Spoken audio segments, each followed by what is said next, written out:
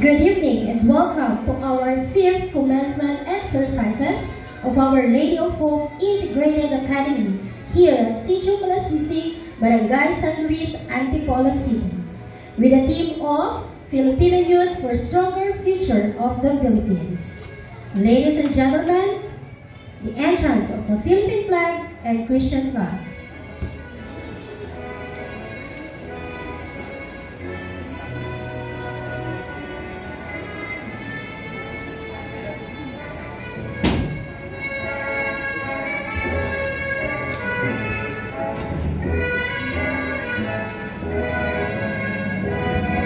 Let us welcome our school administrator, followed by our teachers, school registrar, and staff.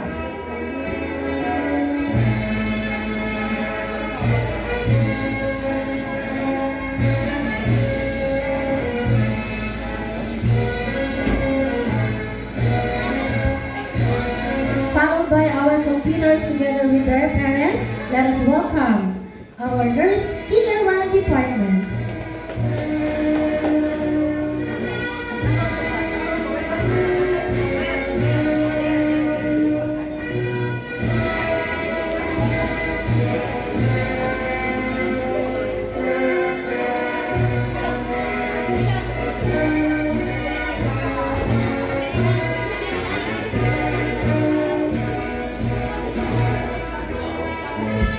Followed by our Kinder 2 department.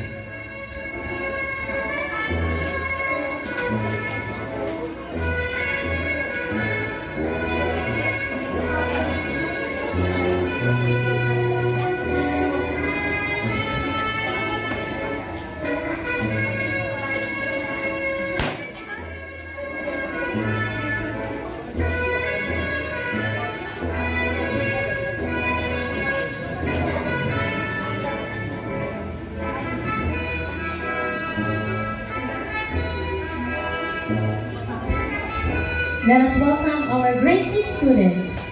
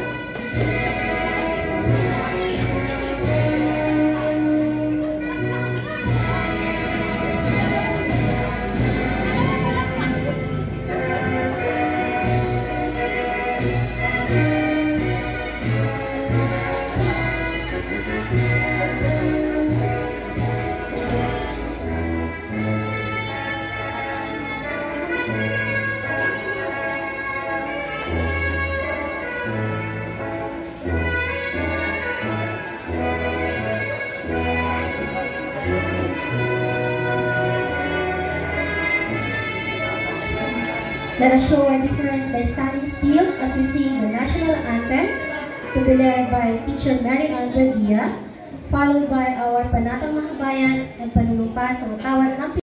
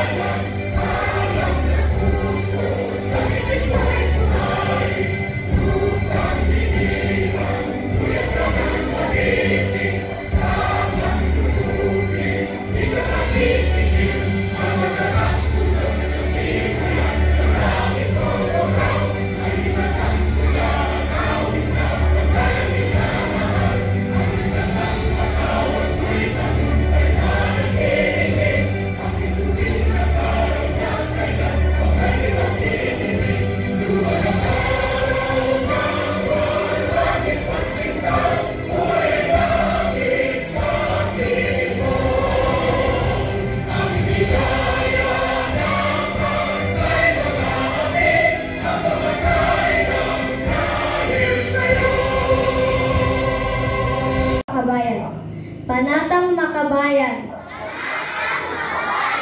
Iniibig ko ang Pilipinas. Aking lupang sinilangan. Tahanan ng aking lahi. Kinukup ako at tinutulungan upang maging malakas, masipag, at manangal. Dahil mahal ko ang Pilipinas, diringgin ko ang payo ng aking mga magulang, susundin ko ang tuntunin ng paaralan, tutuparin ko ang tungkulin ng isang mamamayang makabayan, naglilingkod, nag-aaral, at nagdarasal ng buong katapatan. Iaalay ko ang aking buhay, pangarap, at pagsisikap sa bansang Pilipinas.